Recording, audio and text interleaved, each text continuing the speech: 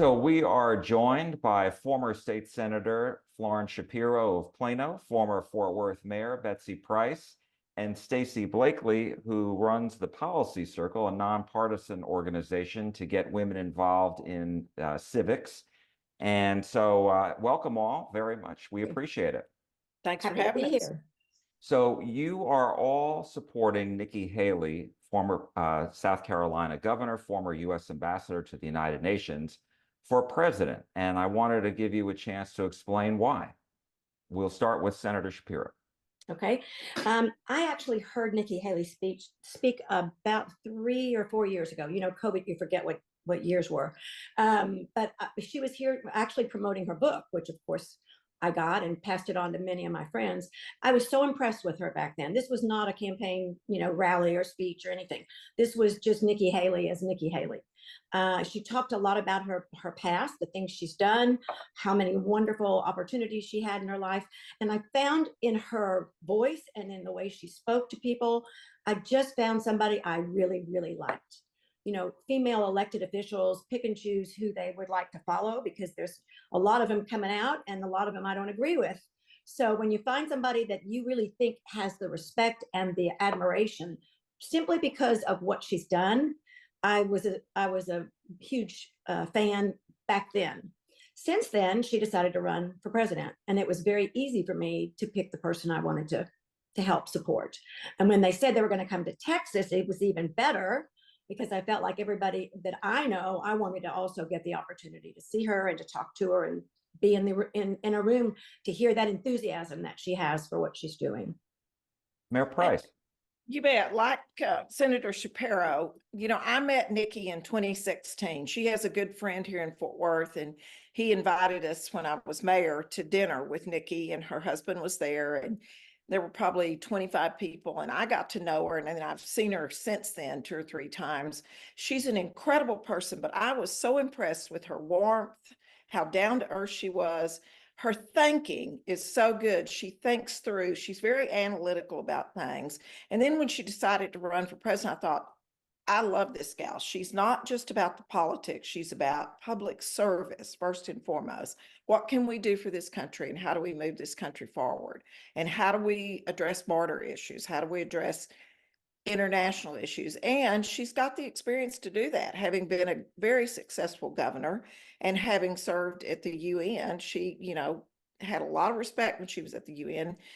And like Florence, when she said she was coming to Texas, and when they asked for volunteers for Iowa, I said, I'm in. I'll go anywhere for Nikki and help her. She's that kind of person. She's got a great story, as you said. She comes from a great middle-class family whose family story as immigrants is amazing.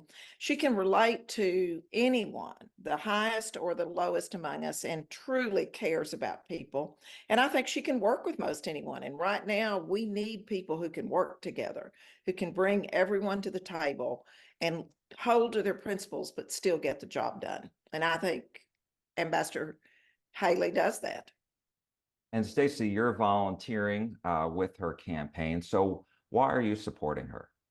Well, there's a common thread amongst all of us. I also had an opportunity to attend a small event where Ambassador Haley spoke, and we had a fireside chat. And what struck me is a story she tells that when she became governor of South Carolina, their economy was not, performing well. There were a lot of challenges when she stepped into that role. And one of the things that she did right away is she had everyone in, the whole state that works for them answer the phone. It's a great day in South Carolina. How can I help you? And this really stuck with me because there was a level of positivity and understanding that the leader sets the tone. Right? We understand that everything flows from the attitude, the values, and the character of the leader. And so whenever Nikki Haley announced her candidacy for president, I was so excited because for me, this meant an opportunity to restore that positive, constructive, solutions-oriented nature, right, of a national leader, and that would spread instead of the cynicism and some of the ugliness we've seen And I felt like, gosh, this is a candidacy that's like kind of an antidote to that. And so I've never volunteered on any campaign, not since I was in college. I won't date myself to what that was. But this was something for me that was totally out of, my wheelhouse. And I've continued to be encouraged and impressed, and her tenacity and her ability to handle whatever has been thrown at her has just reconfirmed what I already suspected, which is she is a tough cookie, but she's also a very optimistic and purpose fueled individual. And she's a compassionate person in addition to being tough. That's She right. really cares about people. Mhm. And I wanted to ask about this event. I understand about 1,400 people have RSVP'd to her campaign event in Dallas on Thursday evening. And so I'm wondering, I understand that this was really grassroots at the very making, because there are now organizations, groups within North Texas who support Nikki Haley. Can you tell me a little bit about that? Yeah, I think one of the things we wanted to do that, and in Dallas, we started organizing around the idea that women wanted to support her. And there was a group already started called Texans for Nikki, Texans for Nikki. And then the women said, well, wait a minute, why don't we do something a little bit different and let's show support in another way? And talk about grassroots. I mean, we're going back to grassroots from the 1960s and 70s, the good old days, as they like to say, where you go door knocking, where you talk to people in groups and you have them come and just talk to each other. The women that came to the coffee that we had for her about 2 weeks ago there was excitement in the room. I mean, we had 271 women. We were hoping we thought we'd have 70. We had 271. They had to keep bringing chairs in. And the room was ignited. It was palpable. It was a wonderful opportunity for women not only to gather and talk to one another about things, but to talk to one another and know they had a purpose, that they were there. So I think her grassroots effort will not go unnoticed by anybody. She may not win. None of us is naive. We know the numbers. We're not Pollyanna. We know exactly what it looks like, but we're still sticking with her. She's got the grit and she's got the grace, and we're going to stay with her grit and grace and follow her lead. And let me add something to this real quick. I had an opportunity to stand on stage at that coffee and look out right into this audience. And I think what it really speaks to is there are so many people in that room that have never touched politics. So they have never engaged, they've never been interested, and they finally feel welcome.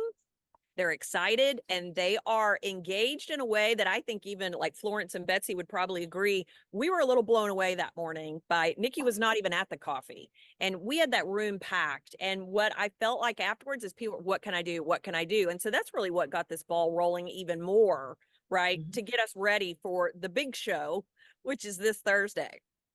Well, and we did the same day y'all did the morning coffee, we did a cocktail reception in Fort Worth, and we were hoping for 65, 70 people. We had 125 to 130 people. And I'm telling you, they were so excited. And the fun gamut about it was we had all these young women there who had never been involved in anything. We had some of the little bit older women who'd worked on maybe a local campaign or two, but they'd never done anything nationally.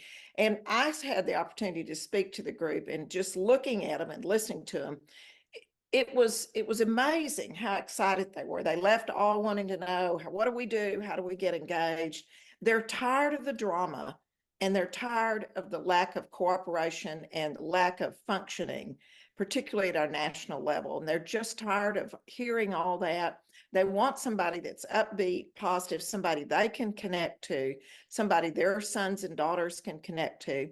And Nikki Haley fits that bill. And even though she wasn't with us, they trust the rest of us to bring the right message, and they're listening to her and see this path moving forward. At least we can make a dent in what they think we want to hear. And so let me ask you, Senator Shapiro alluded to it a little bit, but when you look at the polls here in Texas among the Republican primary voters in other states where there have been polls conducted, the former governor is behind former President Donald Trump. Mhm. And that, yeah, like I said, includes Texas. So what is your message? What do you say to Republicans, perhaps independents and others who are going to vote in the Republican primary in Texas on March 5th, although early vote starts on Tuesday, February 20th? What is your message to them as to why they should give Nikki Haley a look? Well, I think first and the, foremost, go ahead. sorry. The message is you got to vote in the primary or you've got no choice. People tend to forget that. I talk to people all the time who say, oh, I'll just wait and vote in November. Well, they've got no choice then. They didn't have a hand in this. And if we don't have Nikki, at least as a choice here, a very small handful of people, probably 400,000 people, are going to have picked our nominee. And the rest of us nationwide are out on this. And if you look at the corresponding polls to those that support Trump so much, there's also one that says 70% of Americans don't want either one of the candidates that are leading now. So they need to go to the poll and make themselves heard. And I think that's Nikki's appeal. I'll add to that and deviate just a tiny bit from it, but I think she's absolutely right. Mayor Price is exactly right. You want somebody that you believe in, and that's why you need to go vote. I have a lot of grandchildren, and they're all almost of age to vote, and every single one of them that is available to vote has asked me, why are you doing this? Look, your odds are terrible. Your vote won't count. I said, do not ever think that. If you're comfortable with who you're voting for and you believe in your heart this is the right person, that will satisfy you. And that's what's really important. And I think if people start looking at Nikki for who she is, I think if we want respect back in the White House, if we want somebody that's going to fight for us, almost every time she finishes her speech, she said, let's bring America together again. We all feel that way. And everybody looks at me and says, what can we do? What are we doing? And I always tell them, you need to make your voice heard. This is the way we make our voice heard. And Jack, one of the things when I talk to my friends and colleagues, and they ask me those questions, right? Like, why do you continue down this path, right? If you don't think there is an obvious win. And I asked them, I said, do you like winning? And they look at me a little confused. And I said, I would love to win. And at the national level, with the current trajectory, we have lost time and time again. We've certainly lost the popular vote the last 6 elections. Yep. And so electability in the general is so important, but Betsy's right. People don't connect the dots. And so I just keep telling folks, get engaged now so that we actually have a chance come November. And I think that resonates with folks. And I understand the polling when you are looking at, just Republican voters, doesn't look pretty. But if you look at the bigger picture and the polling of how Nikki could perform against President Biden, she beats him handily. And I'd like to win. Yeah, I do too. And the other piece is Republican voters need to realize we need a president who can serve 2 full terms, who can be there 8 years, bring in a great program to start with, and have a second term to address and implement all of that program, to bring the House and Senate together and really get us moving again, get us coalesced behind a strong program, a strong conservative. And you don't have that with Donald Trump. He can only serve 4 years, should he be elected. Is there anything else that I didn't ask about that you want to get your point across? I just think the main point is study the candidates and go vote in the primary. 100%. You can never have your voice heard if you don't vote. Right. And years ago, when I first got into elected office, people would say to me, well, I don't understand. I don't really care about voting. And I said, well, you know what? They were arguing about something. And I'd say, they don't do this right or this right. And I said, did you vote in the last election? My gut was, if they said no, I wanted to turn around and walk off. Of course I didn't, but you need to know that we are so lucky to be in this country and we have so many opportunities. And this is probably one of the most important opportunities we have. Well said, Florence. Absolutely. Yeah. And one last thing, Jack, just real quick, I would say is that I think there are so many people that are tired of chaos and they're concerned about not only the economy, but our national security. I don't think there has been a more precarious time in recent history. And Nikki is so equipped but she also has the sound mind, the personality, the character that could get our country through in a way that we're unified instead of just being, again, more chaos and disruption. And I do think people need to realize if President Trump is convicted of some of these charges, whether they're political or not, where does that leave the party when we go into convention if we don't have another one to even take a look at? We will let that be the last word. Betsy Price, Florence Shapiro, Stacy Blakeley, thank you all so very much. We appreciate it. Thank Thank you you, so Pat. much. Thanks for the opportunity.